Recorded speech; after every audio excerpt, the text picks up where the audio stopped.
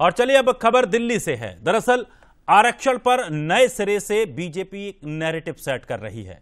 नेहरू के बहाने आरक्षण पर एक नई राजनीति का उदय हो रहा है। राज्यसभा में मोदी ने कहा कि नेहरू जी आरक्षण के विरोधी रहे हैं। उन्होंने कहा कि अंबेडकर नहीं होते तो आरक्षण नहीं मिलता। साथ ही उन्होंने कहा कि जिस तरह से स्थितियां पूर्व में बनी उसके बाद आरक्षण को लाने का पूरा जो श्रेय है वो अंबेडकर को ही जाता है। 2024 में SC/ST वोटों को रिझाने की अब तैयारी बीजेपी कर रही है। कांग्रेस को जातिगत जनगणना के मुद्दे पर जवाब भी मांगा है। तो आपको बता दें कि आरक्षण पर अब एक नया रण छिड़ने जा रहा है। लेकिन सबसे बड़ी बात यह है कि क्या 2024 में SC/ST वोट एक बड़ा गेम चेंजर बनने वाला है, और इस पर कांग्रेस की नजर है। जनगणना, जातिगत जनगणना कांग्रेस ने एक बड़ा मुद्दा बनाया। बीजेपी और RSS को आरक्षण विरोधी भी कांग्रेस लगातार बताती रही है। लेकिन अब एक बार फिर से प्रधानमंत्री नरेंद्र मोदी ने नेहरू पर निशाना साधते हुए कांग्रेस को आड़े हाथों लिया और उन्होंने साफ तौर पर कहा कि नेहरू नहीं चाहते थे कि आरक्षण दिया जाए। आदरपूर्वक नेहरू जी को इन दिनों ज्यादा याद करता हूं।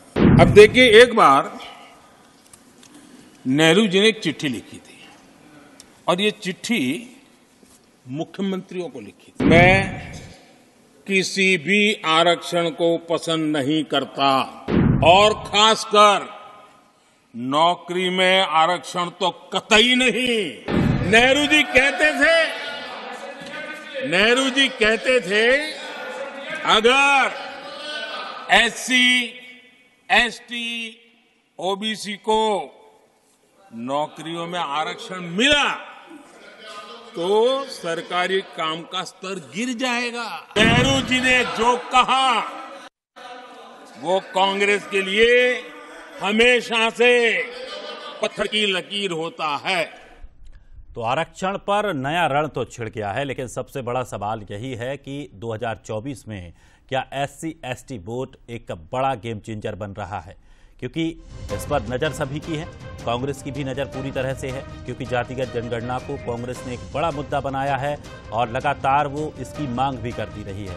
तो वहीं बीजेपी और RSS को उसने आरक्षण विरोधी भी बताया। बीजेपी की कांग्रेस को जवाब देने की भी पूरी तैयारी है, क्योंकि नेहरू के पत्र से कांग्रेस आरक्षण विरोधी साबित करने की कोशिश बीजेपी कर रही है। नेहरू बनाम अंबेडकर की लड़ाई को अब हवा देने की एक बड़ी तैयारी की जा रही है। तो अब देखना होगा कितना लाभ इससे दोनों दलों में से किसको मिलने वाला है। और चलिए, हमारे एग्जीक्यूटिव एडिटर शैलेंद्र सिंह जी हमारे साथ जुड़ गए हैं। शैलेंद्र जी, किस तरह से आरक्षण का मुद्दा लोकसभा चुनाव से पहले गरमाता हुआ दिखाई दे रहा है? कांग्रेस लगातार बीजेपी पर निशाना साधती रही है, लेकिन अब बीजेपी नए तथ्यों के साथ तैयारी में है जवाब देने के लिए। तो किस तरह से इस पूरे आरक्षण के मुद्दे को देखा जाए? देखिए दिनेश, इसको दो बिंदुओं पर समझना पड़ेगा। ये बहुत महत्वपूर्ण बिंदु हैं। पहला तो एक ऐतिहासिक नैरेटिव है जो कांग्रेस ने गढ़ रखा है कि बीजेपी और RSS आरक्षण के विरोधी रहे हैं और ये सवर्णों की पार्टी है, ये इसको बनियों की पार्टी कहा जाता रहा हमेशा। तो ये एक नैरेटिव तो ये है। दूसरा, लोकसभा चुनाव है सामने, तो जिस तरह से राहुल गांधी न्याय यात्रा में बातें कर रहे हैं उससे ये लगता है कि आरक्षण को एक बड़ा मुद्दा बनाने की तैयारी में राहुल गांधी हैं जातिगत जनगणना के जरिए। तो इन दोनों ही बिंदुओं पर काउंटर करने के लिए मोदी ने सदन को चुना और राज्यसभा में जब वो राष्ट्रपति के अभिभाषण का जवाब दे रहे थे तो इस मुद्दे को बहुत ही उन्होंने तरीके से उठाया और ऐतिहासिक तथ्यों को खंगाला। तो पहले देखिए, कांग्रेस हमेशा से कहती रही है कि बीजेपी सवर्णों की पार्टी है और वो आरक्षण नहीं देना चाहती है, और RSS पर भी इस पे कई बार हमले हुए RSS पर कांग्रेस की तरफ से, और RSS की तरफ से भी कुछ संघ प्रमुख थे पुराने, उनकी तरफ से ये बातें आती रही हैं कि जिससे ये नैरेटिव सेट होता रहा कि आरक्षण की विरोधी है RSS। लेकिन देखिए, मोदी ने बीजेपी को पूरी तरह बदला है, तो ये भी एक उसी दिशा में कदम है।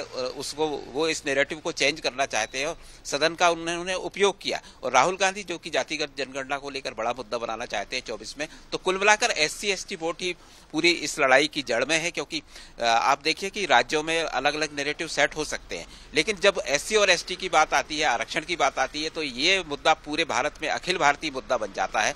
तो बीजेपी ने बहुत सोच समझकर इस मुद्दे को उठाया और सदन में मोदी ने जिस तरह से ये बात कही है, ये निश्चित रूप से बड़ा महत्वपूर्ण होगा और आप आने वाले दिनों में देखेंगे कि इस मुद्दे पर बहस छिड़ेगी। जबकि जब बीजेपी ने नेहरू को छेड़ा है तो ये बात जरूर बहस के केंद्र में होगी। जी दिनेश। निश्चित तौर पर, और जिस तरह से लगातार आरक्षण को लेकर भी तमाम कई बयानबाजियां भी हमने देखने को मिली, जिसको लेकर तमाम राजनीति भी इस पर हुई है, लेकिन अब आगे क्या कुछ आरक्षण को लेकर हो पाएगा, क्या इसमें कुछ सुधार की दृष्टि में भी कदम उठाए जाएंगे, ये देखना भी दिलचस्प होगा। शुक्रिया हमारे साथ जुड़ने के लिए। चलिए एक छोटे से ब्रेक के लिए यहां रुक रहे हैं, कुछ और बड़ी खबरों के साथ फौरन वापस लौटेंगे।